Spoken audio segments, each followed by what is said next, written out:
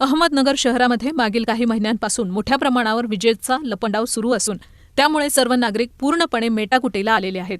दिवसा रात्री कधीही लाईट जाते, थोडी जरी पावसाची भुरभुर झाली तरी लगेच वीज पुरवठा बंद केला जातो। अनेकदा असं दिसतं की ज्या भागात मनपाचा पाणी पुरवठा वितरित केला जातो त्या ठिकाणी हमखास लाईट घालवण्यात येते। काही दिवसांपूर्वी शहराच्या विविध भागांमध्ये डीम लाईटमुळे अनेकांच्या घरातील वीज उपकरणं जळाली।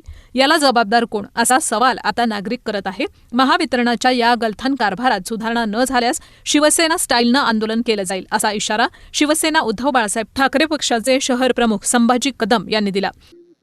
आज एमएससीबीचा जो अनागोंदी कारभार आहे त्याच्यामुळे खरं तर नगरकर अत्यंत त्रस्त आहे। महत्त्वाचा विषय असा आहे की कोणतंही कारण नसताना लाईट घालणं आणि त्याचे उत्तर न देणं हा एक लोकांच्या समोर पडलेला मोठा प्रश्न आहे। अवेळी लाईट जाते, रात्री 11 वाजता गेली तर सकाळी 10-11 लाईट येते, कारण कुणीही सांगायला तयार नाही। एमएससीबीच्या अधिकाऱ्यांमध्ये कोणतीही त्यामध्ये तत्परता राहिलेली नाही, ढिसाळ कारभार चालू आहे। आणि त्यांना उदाहरणासह आम्ही सांगितलं, चेंडीगेटमध्ये काय झालं, नगर शहरात काय झालं, त्याच्यानंतर सावेडीमध्ये काय झालं, केडगावमध्ये काय झालं। आगरकर माळ्या येथे एक डीपी 6 वर्ष झाली येऊन उभी आहे, तिथे चढवलेली पण ती अजूनपर्यंत जोडली नाही। तिथल्या लोकांना निष्कारण त्या ठिकाणी त्यांचे घरातले उपकरणं खराब झाले डीम लाईटमुळं। म्हणजे असा काही प्रकार वेगवेगळ्या भागांमध्ये दिसतो, तर त्याच्यामुळं नगरकर त्रस्त आहे। बालिकाश्रमच्या लोकांचे फोन आले, पाईपलाईन रोडून फोन येतात की लाईट घातली का म्हणून। पाऊस तर पडत नाही, पावसाचे दिवस नक्की आहे, पण पहिला आठवड्यात जर का पाऊस चालू झाल्यानंतर मोठ्या प्रमाणात झाडं पडणे असं, हवा वादळ याच्यामुळं लाईन तुटणं हा प्रकार आपण समजू शकतो। आता महिना उलटून गेल्यानंतर देखील एमएससीबी जर का अशा पद्धतीचं, आणि सगळ्यात महत्त्वाचा विषय लोकांना येणारे वाढीव बिलं एवढ्या मोठ्या प्रमाणात येतात, त्याचा पूर्ण दुर्लक्ष आहे। त्याच्यामध्ये त्या कॉन्ट्रॅक्टरला फक्त सांभाळायचं काम या ठिकाणी नगर शहरात चालू आहे। शिवसेना उद्धव बाळासाहेब ठाकरे पक्षाच्या वतीनं विजेचा लपंडाव, अघोषित शटडाऊन या विरोधात वीज वितरण कार्यालयात ठिय्या आंदोलन करण्यात आलं।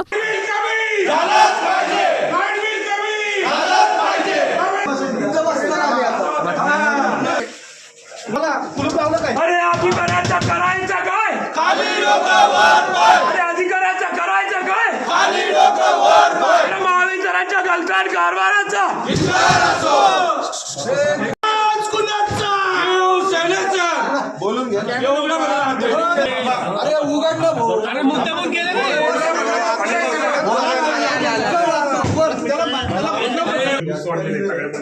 त्याला सेटिंग करायची नाही, व्यवस्थित हात लावला कोण जबाबदारी झाला। किती काही ठिकाणी असे आहेत की जसा हात लावला तर वायरी हातात येते, तुमच्या अशा ठिकाणी काय करणार? एक प्रश्नाचं उत्तर आहे तुम्ही आम्हाला। सबस्टेशन कायम बंद असतं, तिथं कोणीच मेंटेनन्स करायला जात नाही। तुमचे डिपे तसेच पडल्यात, लोकांचे उपकरण खराब व्हायला लागले। हे काय इथे तुमचे एमएससीबी, हे आपण किल्ल्याकडे जातो का, इथलचं ते भुईकोट किल्ल्याचे आठवडे। छत्रपती शिवाजी महाराज की जय, जय भवानी, जय शिवाजी। या प्रसंगी शहर प्रमुख संभाजी कदम, माजी महापौर भगवान फुलसौंदर, गिरीश जाधव, बाळासाहेब बोराटे आदींसह पदाधिकारी उपस्थित होते। यावेळी भगवान फुलसौंदर म्हणाले, नगर शहरातील वीज वितरण व्यवस्था कोलमडली असून वारंवार लाईट जाण्याचे प्रकार होत आहे। तसंच विजेचं बिलही अवास्तव येत आहे। एकीकडे लाईट बंद करायची आणि दुसरीकडे अवास्तव बिल पाठवून पठाणी पद्धतीनं वसुली करायची, असं काम महावितरण यांनी सध्या सुरू केलं आहे। ज्या पद्धतीनं लाईट बिल ऑनलाईन येतं त्याच पद्धतीनं ज्या भागात लाईट जाणार आहे याची कल्पना मोबाईलवर मेसेजद्वारे दिली गेली पाहिजे। यावेळी बाळासाहेब बोराटे म्हणाले की ज्यावेळी लाईट जाते त्याच वेळी महावितरणचे अधिकारी कर्मचारी यांचे मोबाईल स्विच ऑफ असतात, त्यामुळे नागरिकांना लाईट कधी येणार याची माहिती मिळत नाही। तसंच नगरमध्ये भुयारी वीज लाईन टाकण्याच्या कामासाठी आलेल्या पैशांचं काय झालं, कोणत्या ठेकेदाराला काम दिलं, सध्या कामाची काय परिस्थिती आहे, असे अनेक प्रश्न त्यांनी यावेळी उपस्थित केले। आज आम्ही शहर शिवसेनेच्या वतीने या महावितरणाच्या कार्यालयाचे जे अधिकारी आहेत पवार त्यांना निवेदन दिलेलं आहे। वेगवेगळे विषय आहेत आमचे की वाढीव बिल, अवेळी लाईट जाणं, शहरात महानगरपालिकेचं पाणी सुटल्यावर लाईट जाते त्याच्याबाबत आम्ही निवेदन दिलेलं आहे। सर्व लोकांना तो एक प्रॉब्लेम येतो। दुसरा मुद्दा वाढीव बिल जे येतं त्याच्या बाबतीत आम्ही एक निवेदन म्हणजे प्रश्न मांडलेला आहे। तिसरा जे 60 नगरकरांच्या सुदैवाने 60 कोटी रुपये आले होते मोहरम आणि गणपती मार्गावर अंडरग्राऊंड लाईट करून त्या ठिकाणी वरच्या लाईटी कमी करायची यासाठी आले होते।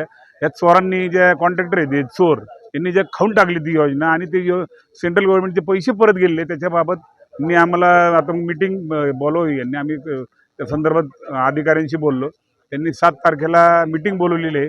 सर्व अभ्यास करून ते येतील, आम्ही पण सर्व अभ्यास करून येऊ 7 तारखेला.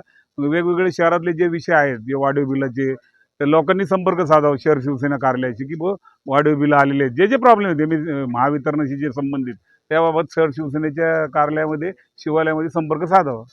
नगर शहर शिवसेनेने या नगर शहरात लाईटचा जो अंधाधुंदी कारभार आहे त्या संदर्भात आंदोलन केलंय. खरं म्हणजे कोणालाही काही अवास्तव बिलं यायला लागलेत. त्याच्यानंतर ज्याच्या घरात 2 बल्ब, 1 फॅन आहे आणि 1 टॉयलेट आहे, अशाला 5-5, 10-10 हजार बिलं येत आहेत. काय चाललंय हे एमएससीबीचे? आणि लोक म्हणते थोडा जरी पाऊस आला आणि जरी हवा सुटली तरी लाईट जाते आणि 5-5, 6-6 घंटे लाईट, आणि लाईट बिलं तर काही कमी होत नाही. अरे चाललंय काय?